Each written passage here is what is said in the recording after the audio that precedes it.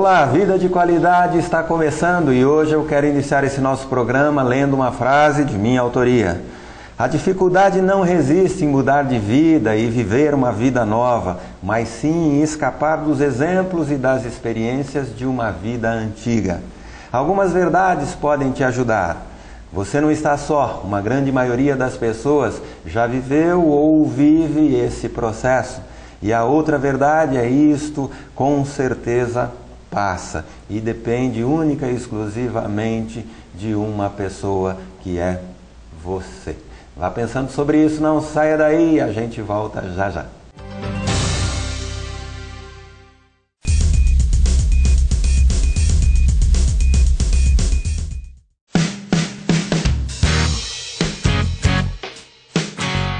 Todos os bebês nascem livres de cárie.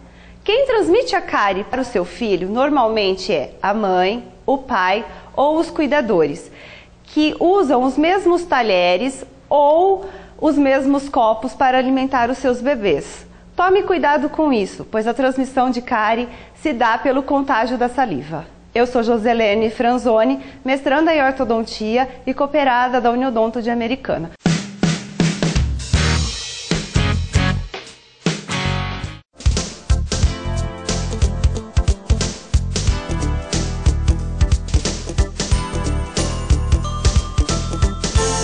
A todo momento, Camisa e Companhia.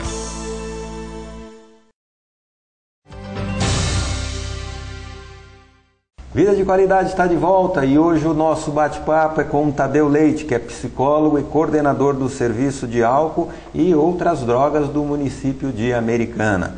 Tadeu, seja bem-vindo ao nosso programa Vida de Qualidade. É um grande prazer ter com você. Maravilha.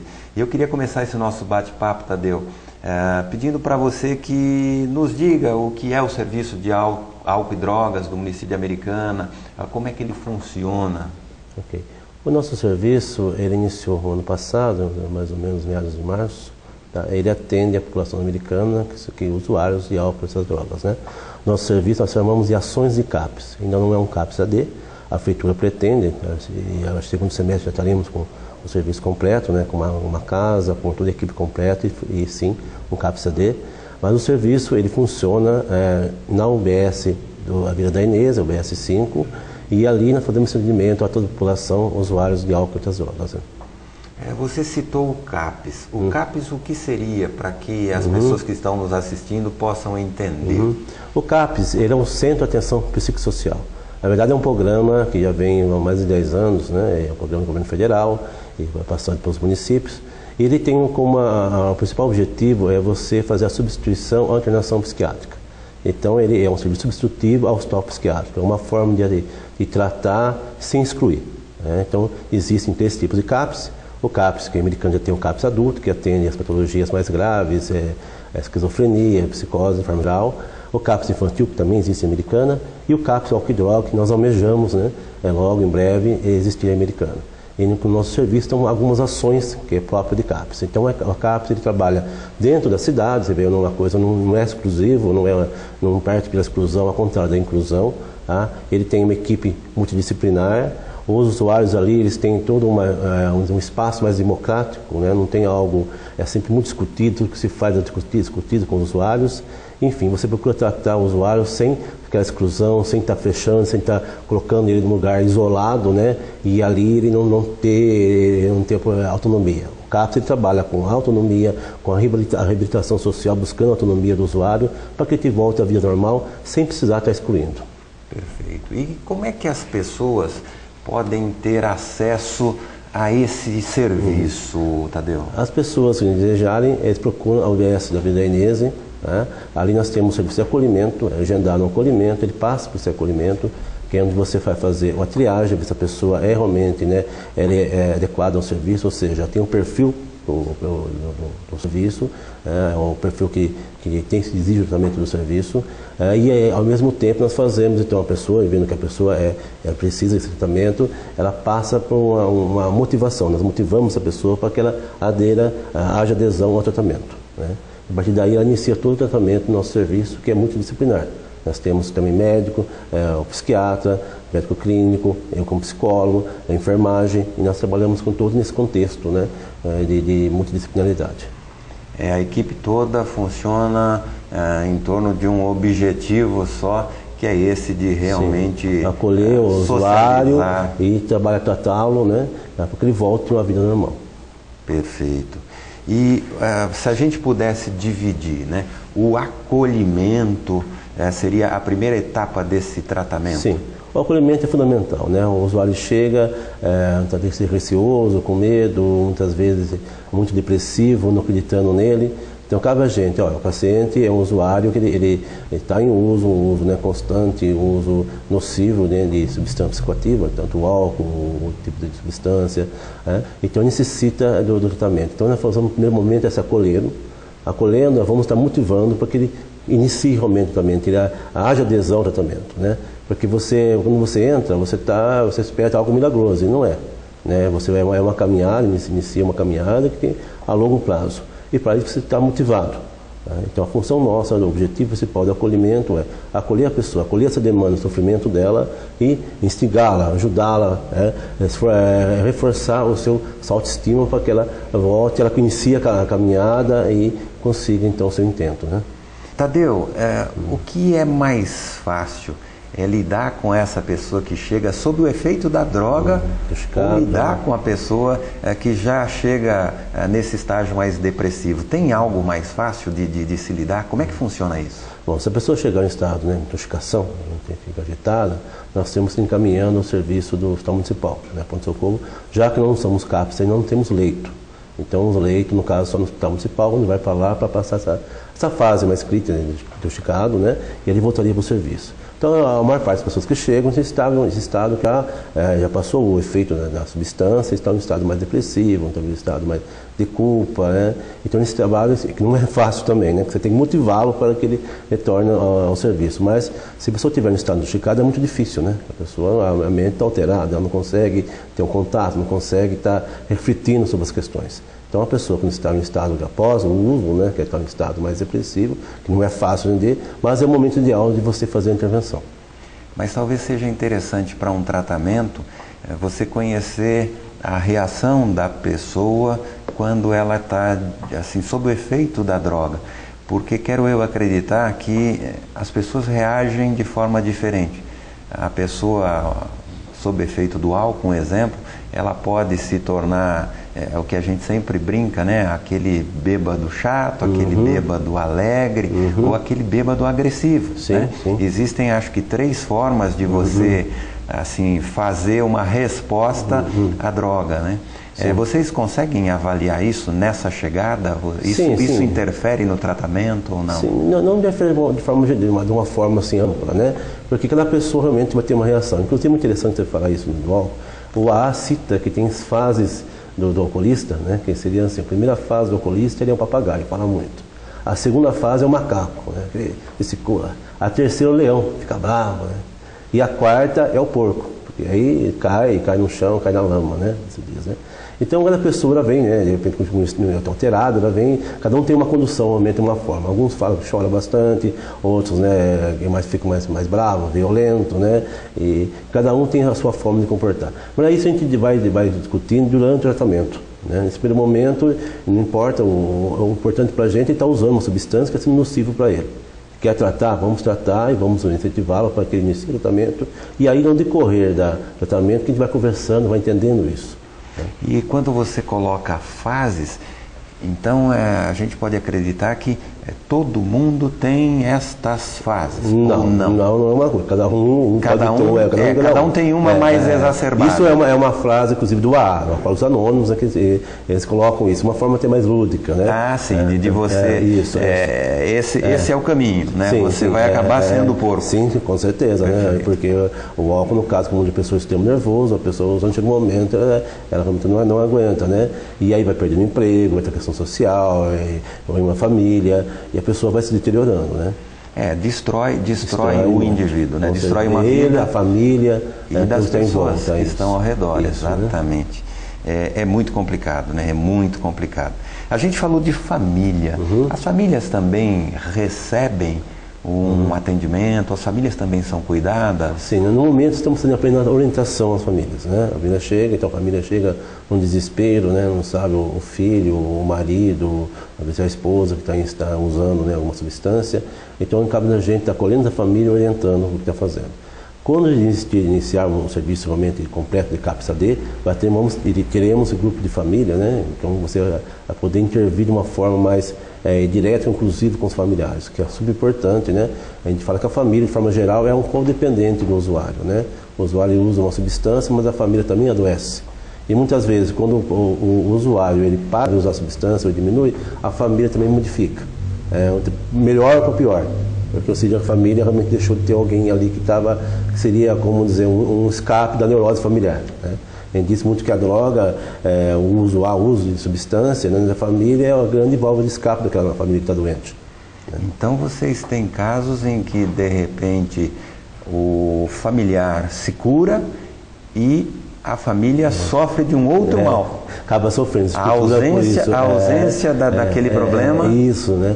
Isso é muito comum. Isso tem que se trabalhar, tudo isso, porque isso acaba sendo um círculo vicioso, né? Essa família, se ela não consegue se estruturar, aquele usuário que é sensível, né? Tanto assim que ele se parte para vamos dizer, para um anestésico da vida, que seria as drogas, né? Esse também ele pode se desencadear, pode se desestruturar a partir disso. Puxa vida, é muito interessante. A importância da gente realmente poder entender o processo como um todo, né? Com certeza. É um complexo muito fatorial, né? É uma complexidade enorme, que não é só apenas física, mas psicológica, social, né? Então, são vários elementos se conectando, né? A grande verdade é que todo problema, quando a gente tem um problema, principalmente dentro de casa, e a gente acredita que o problema é do outro, né? Tenha certeza, o problema ele é seu também, e você faz parte dele. E a gente vai falar um pouquinho sobre isso logo depois do nosso intervalinho. Não sai daí.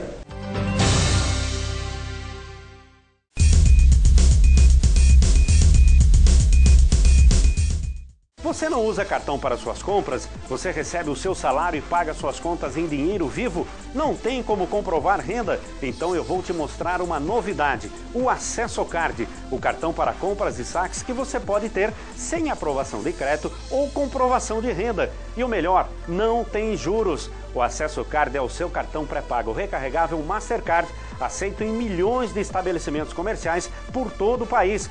Você carrega o Acesso Card com o valor que você quiser e usa em suas compras na internet, para ir ao cinema, ao supermercado e muito mais. Além disso, você pode sacar dinheiro na hora que quiser em qualquer caixa eletrônico sinalizado com a marca Cirrus.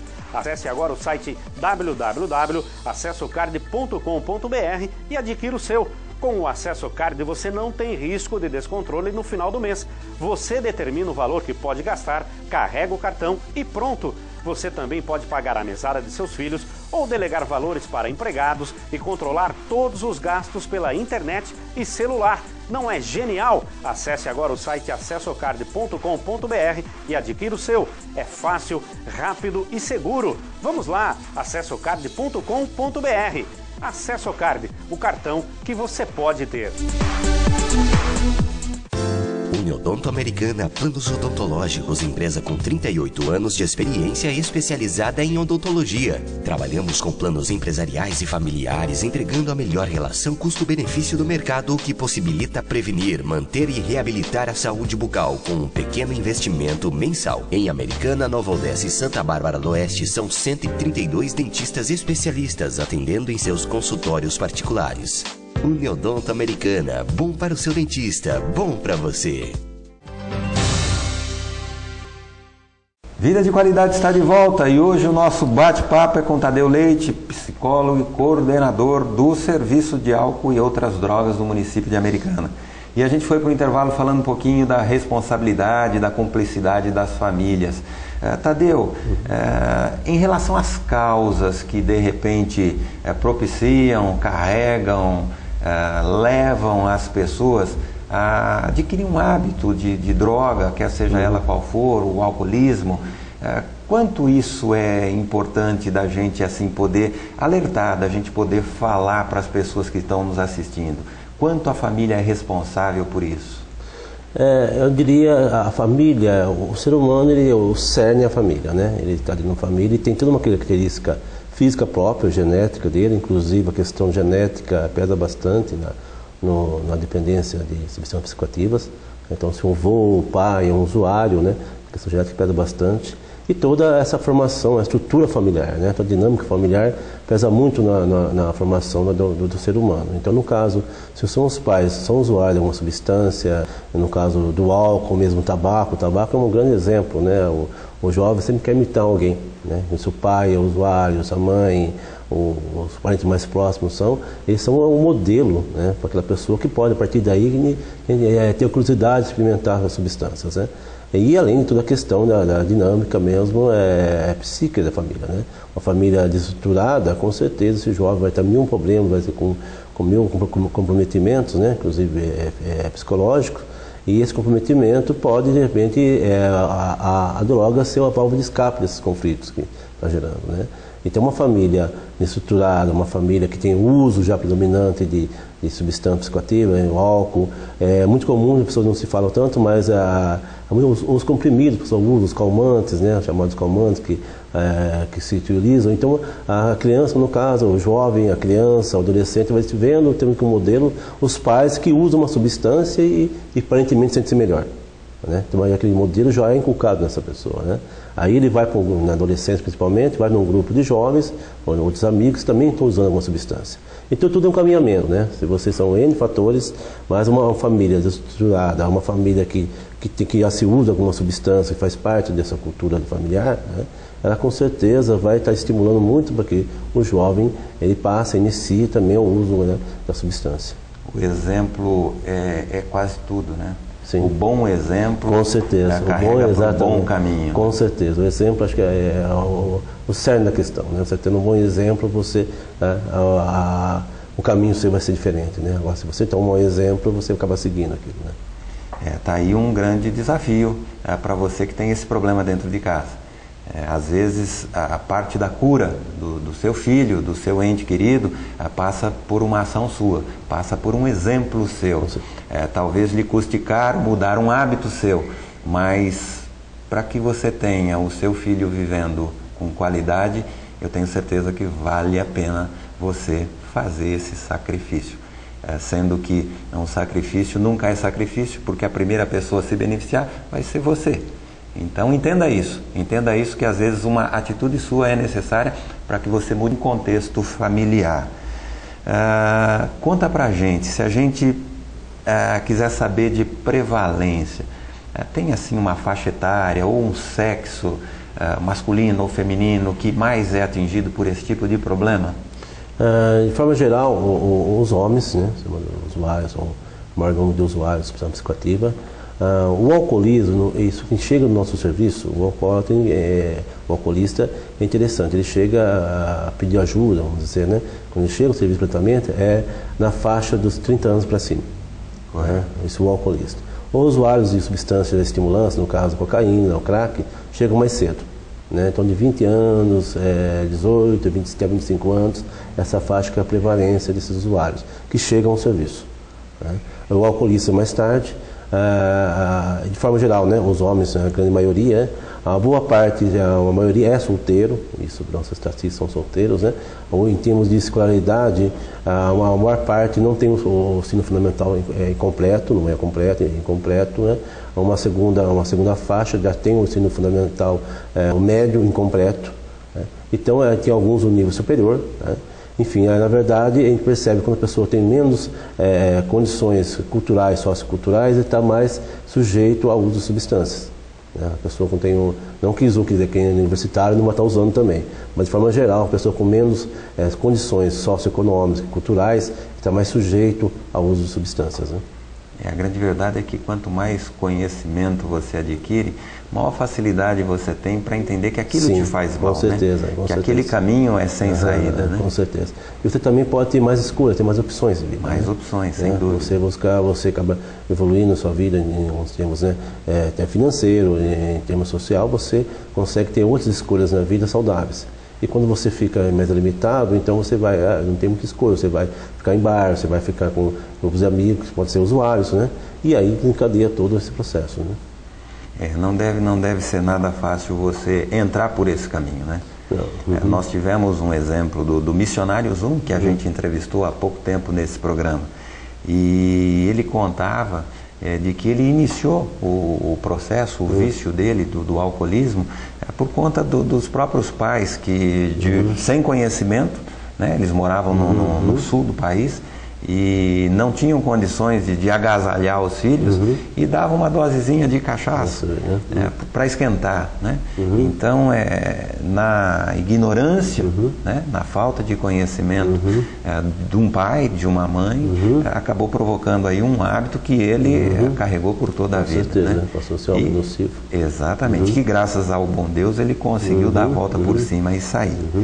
Se a gente falar das drogas, Tadeu, tem uma que vocês consideram assim mais danosa, mais difícil de lidar? Olha, o crack é sem dúvida o crack. O crack, ele tem, a gente está, inclusive se for naquela cidade, você vê alguns jovens magos, né, pedindo dinheiro, né? A maior parte dele vai pedir dinheiro para comprar droga. Então, o crack, além da parte física, né, e psicológica mesmo, a pessoa fica lá embaixo derrubada, e além da compulsão que ela tem, que ela promove, né, muito grande pelo uso, a parte social é muito atingida. Então, talvez as pessoas abandonam as casas e vão fazer furto, pequenos furtos, né, acabam roubando algumas vezes, ou pedindo dinheiro para consumir a droga. Então, os danos físicos, psicológicos, sociais, é muito grande no usuário de crack. E às vezes rouba até dentro de casa, a gente conhece, é muito comum você ouvir falar, né? Sim. As mães são ameaçadas pelos filhos, né? Exatamente, acaba vendendo o que tem, né? Acaba furtando da familiar, o roubo, né? A mão armada acontece muitas vezes aí, para poder ter alimentar dinheiro, o vício, alimentar né? o uso, né? Porque a compulsão do crack é muito grande, né? E o crack, talvez o efeito dele assim na sociedade é tão grande pela droga em si, pela química, pela agressão que a droga causa, ou pelo custo, que parece que o custo é baixo, né? Uma droga de custo baixo, né? Sim. Eu digo que o crack, ele democratizou o uso da cocaína. Na verdade, o crack é uma cocaína, só que é fumada. Certo. Por ser fumada, ela atinge o cérebro pelo pulmão, via pulmonar, então mais rápido e com maior potência, né? O pulmão é maior, né? A carga maior de cocaína no corpo produz um efeito mais forte, né? Só que também mais rápido, por isso a compulsão. Tá? Então o dano dele em termos físicos e depois psicológicos, sociais é enorme por essa condição. E por ser uma droga barata, o acesso é fácil. Tanto assim, a cocaína, de forma geral, até antes dos anos 80, anos 90, mas quando iniciou o crack mesmo, a cocaína era, de certa forma, uma droga de elite. Sim. Né? A população geral, mais pobre, usava maconha. E a cocaína era uma droga de elite. Agora, com o crack, não. Hoje, que é uma droga que ele passa tanto a população a nível mais baixo como mais alto, o crack ele igualou, né? Democratizou nesse aspecto, né? O usuário. E outro fenômeno interessante, quem tem, então, os traficantes, ele tinha um central, ele não tinha uma redistribuição tão grande. Hoje não, com o crack, né? Então, muitos usuários passam a compram o crack, mas traficar para vender o crack, para ter dinheiro para obter, para poder se manter o próprio uso. E acontece outro fenômeno, né? Como a compulsão é muito grande, então esses pequenos traficantes, né, que são usuários também, acabam muitas vezes usando muito mais do que teria que estar vendendo, e aí não tem como, né, ele honrar o compromisso, né? E aí a violência, né? Na verdade, o uso de crack, a morte do crack pelo crack, quase 50% deriva da violência.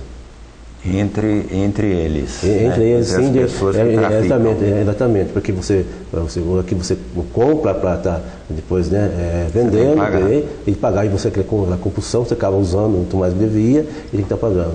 E além, muitas vezes, briga no próprio uso, né, quando está usando, às vezes usa em grupos, né, que é uma droga, apesar que uma vez usa em grupo, mas é uma droga que deixa as pessoas tendo algo de muita fome, de muita tesão naquela substância, né, algo muito egoísta mesmo. Então, muitas vezes, ocorre brigas violentas por causa do uso. Entendido. E se a gente fosse apontar as causas que levam as pessoas a procurar qualquer que seja o tipo de droga, vocês têm isso mapeado, Tadeu? Nós temos uma pesquisa, nós não fechamos, tabulamos. Né? Mês que vem vai ser tabulada, fechada essa pesquisa. Mas nós teríamos um levantamento, sim, de onde iniciou, geralmente uma parte por curiosidade, de forma geral, estou falando assim, nós não temos bem tabulado. Mas sim a curiosidade, a influência de amigos, né? Talvez familiares, né? Como você até citou. Aí. Então são N fatores, né, que levam a pessoa a experienciar a droga. Né? Lembrando que atrás disso tem a questão já genética, a questão familiar, né? Talvez nas escolas, como é que é na escola, como é que é o comportamento na escola, como é que é essa relação com ele na escola. É um momento muito importante para o ser humano, que ele vai na escola, que ele sai de dentro da casa e vai, né, por isso que tem regras das escolas, aí passa a ser um outro mundo. Como é que essa relação, talvez a relação de bullying, que interfere bastante, a pessoa entra em timidez, de repente ele vai controlar algo que deixa, libera a timidez, né? Os grupos os amigos, né? Esses grupos de jovens que você vai num grupinho que todo mundo fuma, né? Então se você não fuma, você fica meio de lado. Então a pessoa, a tendência é querer imitar aquele comportamento, né? E assim vai, né? A gente conversou sobre isso num programa passado, falando exatamente o inverso disso, né? Era um programa sobre corrida, sobre o quanto é saudável você correr. E existem pessoas que procuram esses grupos de corrida para poder se relacionar com pessoas saudáveis. Assim como existem pessoas que procuram grupos não saudáveis para poder se relacionar com pessoas com grupos não saudáveis. Com certeza. Então a opção é tua, a escolha é tua. Né? Você pode se relacionar com gente do bem e você pode se relacionar com gente do mal. Os resultados, creio que você conhece exatamente quais são, né? Sim.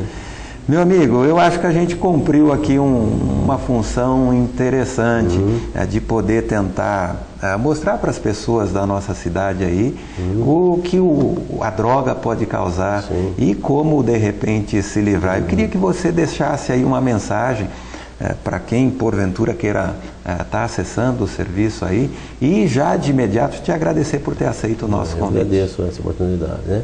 O serviço está aberto, o serviço é um serviço que funciona de segunda a sexta, das 7h30 às 4h30, às 16h30, na unidade da Vida Inês, no UBS lá do Ciretran. Né? Brevemente, esperamos agora no segundo semestre, já estamos com uma casa própria, um serviço de CAPS próprio, com toda a equipe completa, com mais profissionais, e teremos ali, e inclusive a Prefeitura almeja transformar esse serviço em 24 horas, né? Não fecharia, seria aberto, né, diariamente, dia e noite, para atender essa população. E eu acho que o principal é o seguinte, tudo na vida acho que pode mudar, né? Não pode mudar a morte, mas eu creio que as pessoas que estão nessa condição, a família em primeiro lugar tem que ter a calma e saber que pode modificar, né? O usuário tem que ter a fé que ele pode conseguir ter uma vida melhor. Ninguém nasceu usando droga, né? São questões diante da vida, com N fatores, mas ele pode modificar, né? Então acho que isso é importante, a abertura e saber que eu posso modificar minha vida e para algo melhor, né? Isso é muito bom. E para você que tem esse problema em casa, ou para você que é o problema, eu queria deixar uma mensagem e dizer para você que se existe um problema na sua vida, na sua casa, tenha certeza que existe uma solução.